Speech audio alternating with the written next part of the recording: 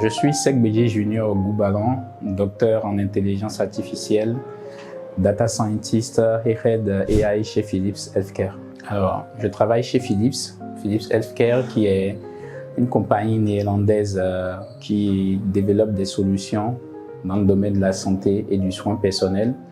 Et donc dans le domaine de la santé, plus précisément, tout ce qui concerne l'imagerie médicale de façon générale. Le mécénat de compétences est une initiative qui permet aux entreprises de mettre à la disposition de fondations et de structures reconnues d'intérêt public ou d'utilité publique leurs ingénieurs afin qu'ils puissent travailler pendant une période déterminée sur une tâche que la dite fondation ou la dite structure leur aurait adressée. Le module sur lequel j'ai été appelé à faire une présentation, c'est l'introduction à l'apprentissage profond et plus précisément tout ce qui touche les réseaux de neurones.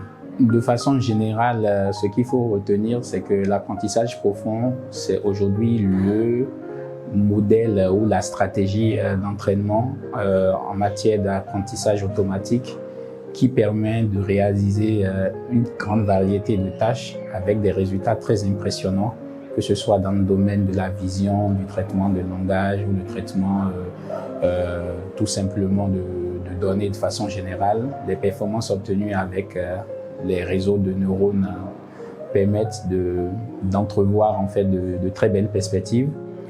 Et l'idée de ce module, c'était d'enseigner les concepts fondamentaux liés à l'apprentissage profond. Donc, que ce soit tout ce qui touche à l'historique, comment est-ce qu'on en est arrivé aujourd'hui à avoir des modèles aussi efficaces, que la stratégie qu'on peut mettre en place pour développer de tels modèles et les entraîner. Je m'explique. Si vous avez des valeurs de double qui sont très proches des meilleures valeurs pour avoir une erreur qui est quasiment nulle, vous n'auriez pas à faire autant d'itérations pour converger assez rapidement. Vous allez en faire peut-être très peu avant de converger.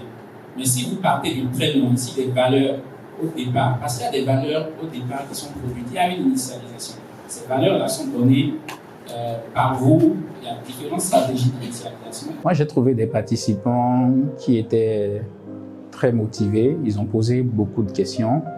Ils avaient pas mal d'idées sur des applications d'intelligence artificielle et donc ils n'ont pas hésité à répondre aux préoccupations. Ils ont posé beaucoup de questions aussi sur les concepts mathématiques fondamentaux.